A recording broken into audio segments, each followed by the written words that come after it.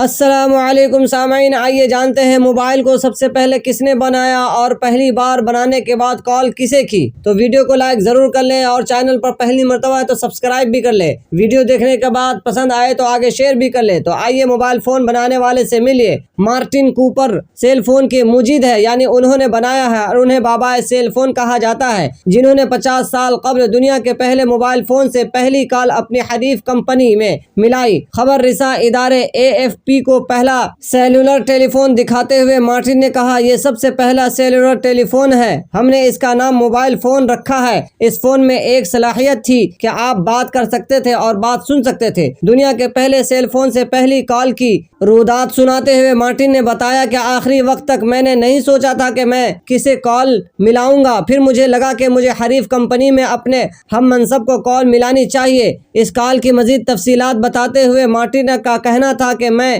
کال پر کہا، جول میں مارٹن کوپر بات کر رہا ہوں۔ انہوں نے کہا، ہائے مارٹن۔ میں نے کہا، جول میں ہاتھ میں پکڑنے والے سیل فون سے بات کر رہا ہوں، ایک اصلی سیل فون جو چھوٹا ہے اور ہاتھ میں تھاما جا سکتا ہے۔ مارٹن کہتے ہیں کہ یہ سننے کے بعد لائن کی دوسری جانب خاموشی تھی۔ میرا خیال ہے وہ اپنے دانت پیس رہے تھے۔ آج کی نسل اسمارٹ فون پر جتنا وقت گزارتی ہے اس سے بابا سیل فون افسردہ ہے۔ مارٹن کہتے ہیں کہ اسمارٹ فونز رکھنے والے ان پر بہت وقت گزار دیتے ہیں جیسے وہ اسمارٹ فون میں قید ہو گئے۔ مارٹن نے اس کیفیت کا موازنہ ٹیلی ویژن کی ایجاد کے بعد کے زمانے سے کیا جب لوگ اس کے سامنے ہی بیٹھے رہتے تھے۔ تاہم مارٹن کا یہ بھی کہنا تھا کہ آپ کو انسانیت پر یقین رکھنا ہوگا، جلد یا بدیر انسان اس کا حل نکال لیں گے۔ مارٹن کوپر کو یقین ہے کہ مستقبل میں موبائل فون ہماری زندگیوں میں انقلابی تبدیلی لا سکتا ہے۔ انہوں نے بتایا کہ مستقبل میں ہم یہ توقع کر سکتے ہیں کہ موبائل فون تعلیم میں انقلاب لا سکتا ہے، یہ صحت کے میدان میں بھی انقلاب لا سکتا ہے۔ مستقبل میں موبائل فون میں آنے والی متوقع